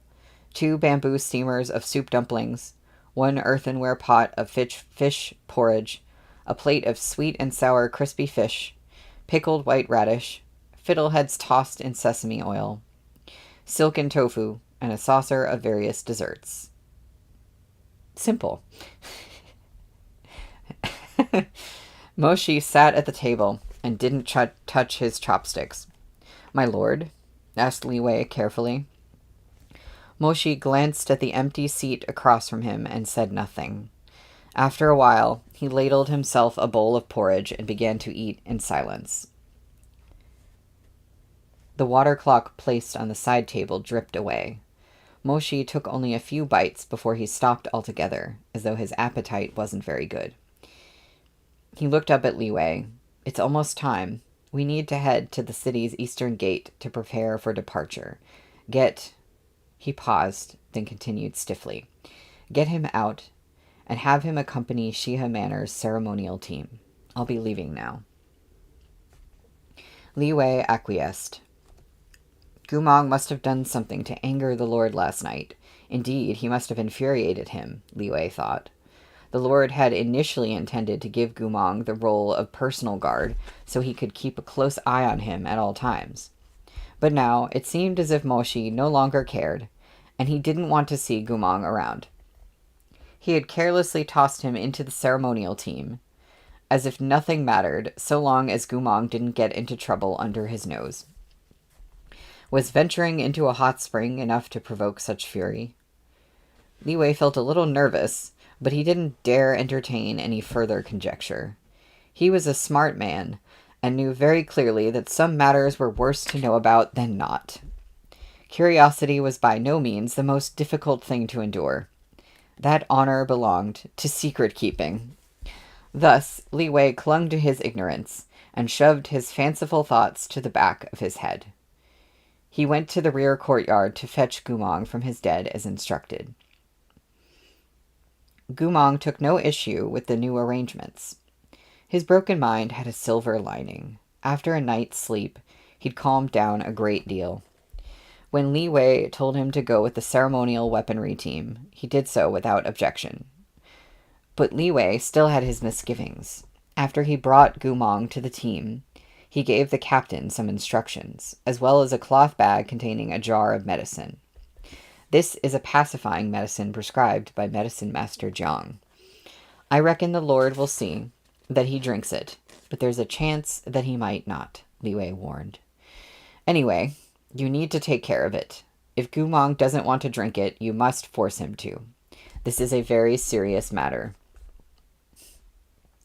The captain agreed and accepted the jar. Thus, their journey began.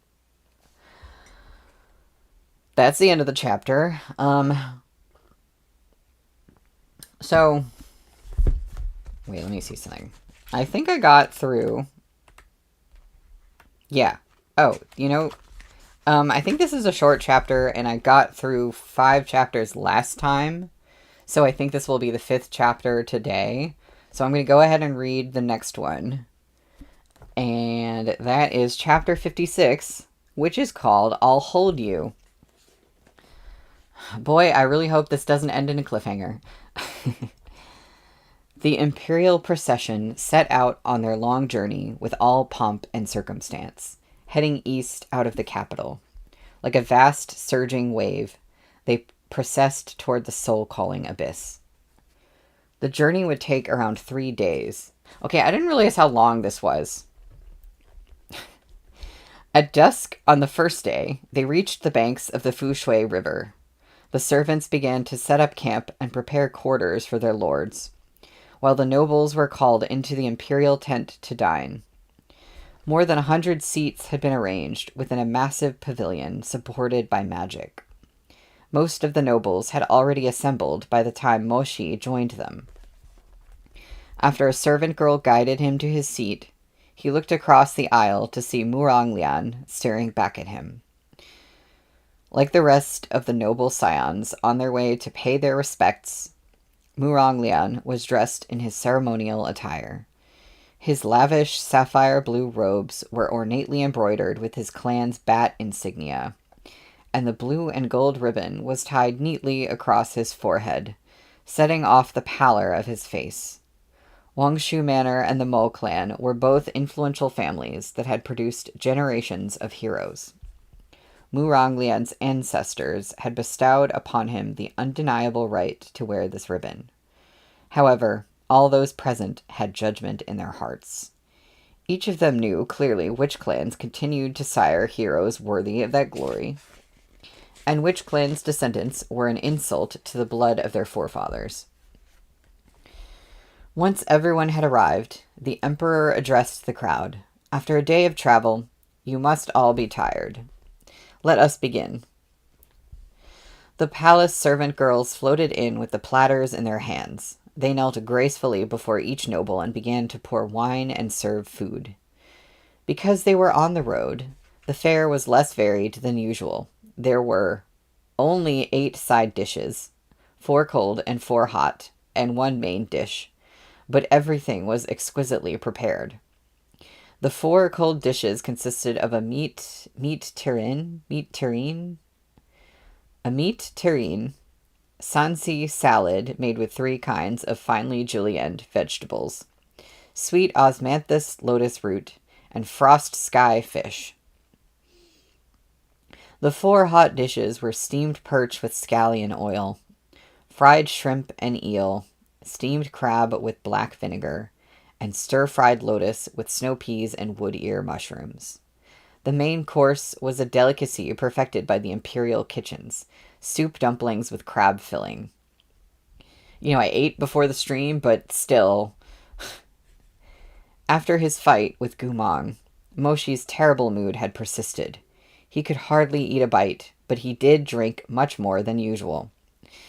In truth, the offerings made to their ancestors in Chonghua's end-of-year ceremony weren't so much a sacrifice as they were an account of how many battles were won, what kinds of spiritual devices had been obtained, and whether the country was prosperous and the people at peace during the preceding year.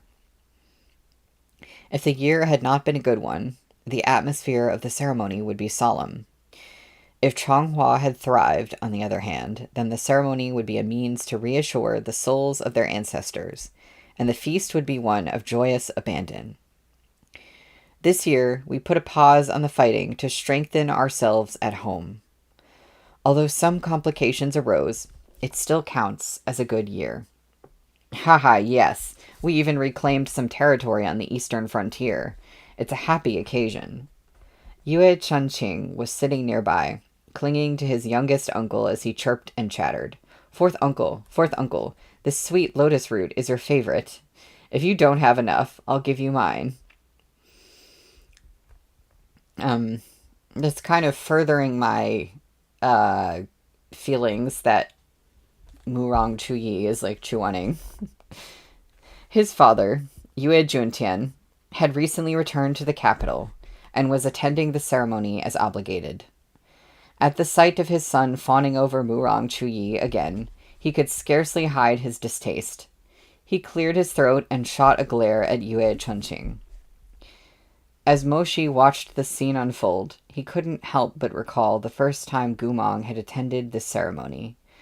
Back then, Gumong had recently been appointed by his position by the old emperor, and was in high spirits indeed. The emperor had even made an exception to allow him to attend the ceremony, otherwise restricted to pure-blooded nobles. The honor had delighted Gumong to no end. His seat was next to Moshi's, and unable to hold back his excitement, he had talked to Moshi nonstop, cheerfully chattering away like Yue Chunqing.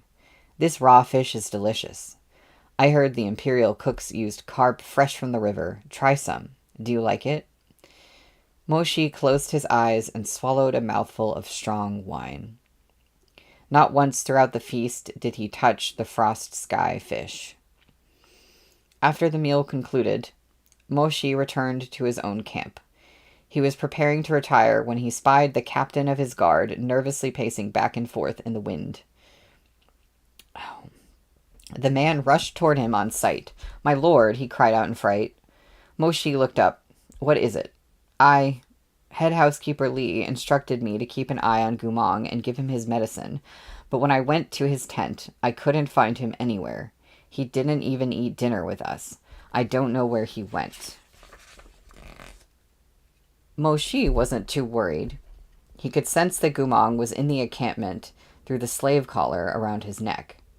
Moshi sighed. "Give me the medicine jar. You may go rest." "But are you going to personally handle such a trivial matter?" Moshi had no wish to continue the conversation. He only repeated, "You may go."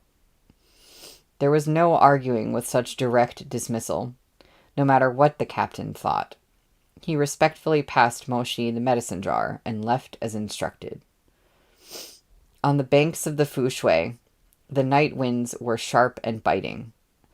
Moshi stood still for a moment, sobering up, then took a stroll around the encampment. As expected, Gumong hadn't escaped. He had sat down at the base of a dawn redwood and fallen asleep, curled in on himself. Moshi looked down at him for a long while, then slowly got down on one knee. His anger from yesterday had not completely dissipated, and the atmosphere between them was awkward in the extreme. A long beat of silence passed before Moshi spoke. "Wake up. Go sleep in your tent." Everyone in this camp had their own tent already pitched. Moshi didn't understand why Gumong had run off to use the ground for a bed and sky for a blanket instead. "Wake up."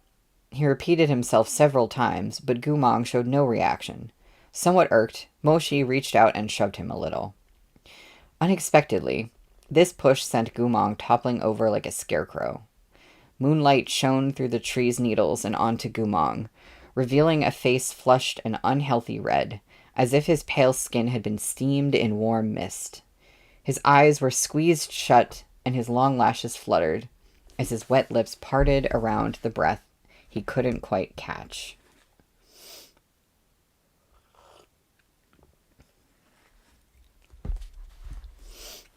"Gumong?" Moshi exclaimed in shock. He reached out to touch Gumong's forehead. It was alarmingly hot. Moshi hurriedly pulled the insensible, feverish Gumong to his feet. They made their way toward Gumong's little tent, with Moshi propping him up the whole way. Fortunately, Shiha Manor's encampment was rather remote, and Moshi's retinue was already asleep in their tents. No eyes witnessed this scene. Moshi lifted the tent flap and placed Gumong on the bed. Gumong, now slightly more lucid, blinked sleepily and gazed up at Moshi with hazy eyes. As if struck by a realization, he started to struggle, attempting to sit up and get off the bed. Moshi held him down with one hand. He suppressed his own anxiety as he said quietly through gritted teeth, "Lie down. What are you fussing for?" Gumong bit his glossy lower lip, the blue in his eyes resembling tumbling mist. Beneath this stare, Moshi's heart began to race. His hands balled into fists, and he rose to put some distance between them. But Gumong still stared numbly at him. Or perhaps not at him. The light in Gumong's eyes was focused on Moshi's forehead ribbon. Gumong opened his mouth as if he wanted to speak. But as his lips parted, he realized he didn't know what he should say, so he bit his lip again. A moment later, he again tried to rise. Moshi pinned him down. "What are you doing?" Due to his fever, Gumong was only half conscious. He clutched at Moshi's sleeve and stubbornly tried to get off the bed. "Gumong!" Moshi snapped. Hearing his own name seemed to awaken a glimmer of awareness in Gumong. He shivered, his silhouette hunching further until he looked wretched, like a ball of mud trying to slip off the edge of the bed. But Moshi held him back. Moshi blocked his way. Gumong sat in a daze for some time before he mumbled, "Let me go. Please let me go. You have a fever. Lie down. Let me go. I don't want to be here." Moshi's heart was gripped at once by pain and hatred, annoyance and warmth. He helped Gumong sit upright once more, then tried to ease him down to lie on his back. Gumong didn't comply. This time, he grabbed Moshi by the lapels and pressed his scalding forehead to Moshi's waist. "I don't want to sleep here." That proud neck that had never bent now seemed like it could break at any moment. Gumong slumped against Moshi, feverish and dizzy. He had wanted to push Moshi away, but he also felt as though he'd grabbed hold of something warm and solid, like a man floating in an icy lake who had seized onto a piece of driftwood. In the end, his rejection became a helpless embrace. Gumong clung to Moshi with his face pressed to his hip. "Your bed is too clean for me," he mumbled hoarsely. Moshi stared at him. "What?" "I'm dirty." Moshi felt as if he'd taken a sharp strike to the chest. It hurt so much. But the person clutching at him was still muttering intermittently, incoherently. Whether because of the agony of the fever or his terror of something else, he held on, his voice tearful and broken. "I don't know how to sleep without getting it dirty. So let me go. Let me go." "Where do you want to go?" whispered Moshi. This question seemed to reach Gumong, dealing him a blow. He opened his eyes in bewilderment, his voice teetering on a sob. I don't know either." The lump in Moshi's throat was bitter. He looked down at Gumong, momentarily speechless. I'm already dirty. I'm covered in filth. I don't know where I'm supposed to go. I don't know where I can go." Moshi's heart throbbed. As he looked down at Gumong from this angle, he could dimly see the cheek that Gumong had turned away. He could almost see the red mark his slap had left yesterday. He really hadn't held back at all. "Don't you know how dirty you are?" The words echoed in his ears. Did he regret it? No. His heart was already stone. He did not regret it. It was just that, he didn't know why, but a brilliant smile haunted his thoughts. It was a smile from many years ago, when they had still been young. Back then, there had been no romance between them. They were only ordinary comrades, like any other soldiers. Moshi had been ambushed and lay surrounded, suffering in agony as he waited for reinforcements. He had waited for so long that he had started to wish for death. The world had already turned crimson by the time his Gu Shixiong, clad in shining silver armor that reflected the sky, had come for him on horseback. Gumong had dismounted and wrapped his arms tightly around his wounded Shidi. Moshi was covered in the venom of the Liao Kingdom's beasts. He rasped through dry lips. Let go. Shidi. Don't touch me, Moshi gasped. I'm covered in filth. All this blood is poisonous. It's filthy. It will make you dirty, too. It will make you sick, too. We've only fought one battle together. We're neither friends nor family, so why would you suffer with me? But what had Gumong said to him back then? These dusty and distant memories he'd never wanted to relive bubbled and boiled over. Gumong had said, "Don't be afraid. Shi Xiong will stay with you. Someone had to pull you from that filthy, poisonous blood. Risks be damned. Don't worry. I'm not scared. Since I chose this path I've taken to the battlefields, I never expected to return healthy and whole.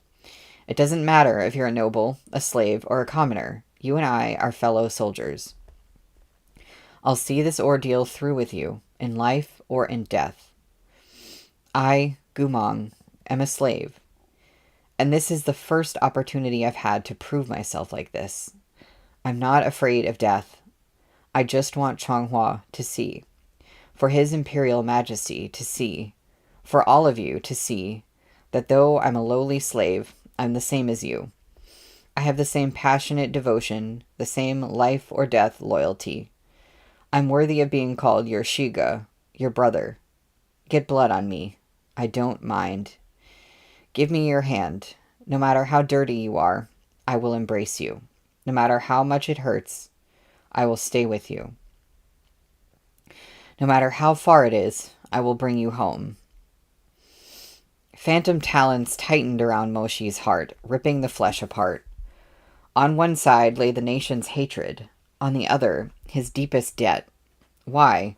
Why was it the same man who had given him both the greatest agony and the greatest love? He had been pushed beyond the limits of his endurance. He couldn't breathe. In the dim candlelight, his eyes were fixed on Gumong's face. So much hatred, so much love, and so much agony. An agony worse than death. Hold on to me. Don't worry. I'm not scared. I'm blue, Henry. I know everything hurts. I'm not scared. Moshi closed his eyes. The lights flickered. The tent was quiet. Moshi bent to take Gumong into his arms. He carried him out of the small tent and back to his own quarters. Gently, he put his feverish Gu Shishong down onto his own soft and sprawling bed, covered in a thick blanket of Arctic fox fur. Moshi lifted his hand and hesitated briefly. At last, he gently cupped Gumong's burning cheek. His touch was light, but Gumong seemed to have been frightened by yesterday's slap. His eyes squeezed even more tightly shut, and he flinched instinctively, trembling. Moshi slowly and silently lowered his hand. He sat next to the bed for a long while, then buried his face in his fine-boned hands. The tent glowed with lamplight. His silhouette was so weary, as if countless heavy and contradictory feelings were poised to tear him asunder. Time passed like this. Gumong succumbed to exhaustion and fell fast asleep. When Moshi turned to see the man curled up beside him, he stared for several seconds in blank silence. He must have gone insane. This memorial ceremony was for the souls of their nation's martyred heroes, for those who died at Gumong's hand. Yet what was he doing? Taking care of a traitor? He closed his eyes, got to his feet, and slipped out of the tent. The medicine jar was still in his hand. Just a moment ago, he'd wanted Gumong to drink it, but now it would probably be better to wait until he woke. Moshi stood in the night wind, his mind a mess. He didn't want to harbor this gentleness toward Gumong. but he still couldn't forget what the captain had said, that Gumong hadn't even eaten dinner with them. He hesitated for quite a while, conflicted. At last, he set out in the direction of the Imperial Cook's camp. Oh, that's the end of the chapter, and it's 5:04. So we can't read anymore today. I'm glad that wasn't like a cliffhanger of any sort, but like, damn, do I really want to find out what happens. I'm trying to figure out, because this book is slightly shorter than the first one, and I think it continues like that. So I'm like, how many more streams will it be before we finish this one? And I'm kind of thinking, like, I don't know. But anyway, it's not going to be that much longer until we finish this book, I think. Yeah, we're making great time. So, that was super fun today. When we come back on Monday at 3, we will be on page 263 for chapter 57, which is called Coming of Age. So, Henry, will we go straight to volume 3, or after will there be a break? I kind of want to just... I feel like I want to just read the whole series in a straight shot, because when I take a break from a book and come back to it, I don't remember things. So it would be a problem if I did that, because I would be forgetting everything. So I think I'm just going to try to, like, with the streams, just go through the series, and then I'll pick something else afterwards. Yeah. So I know that's going to, like, it's going to be a while. I think I, like, pre-ordered book 7, which is the last volume. And I think it is going to get here, like, it won't get here late. Like, we're not going to have to take a break and wait for it or anything if I just go a straight shot like that. So, yeah. Oh, in a few weeks. That's right. I guess it's not coming out that long of a time. I forgot exactly when it was, but I know I checked at some point. Oh, some people are already getting their copies. Okay, and I ordered the special edition because I think that was all that was, like, available on Amazon, at least. I'm super excited. I've never gotten one of those before. Yeah. So, I know that is so far from here. Book 7. We're in book 2 right now. But anyway, I hope you all have a good rest of your week. Good weekend. I will see you on Monday. Yeah. Have a good one. Peace out. Thank you for coming to the stream today.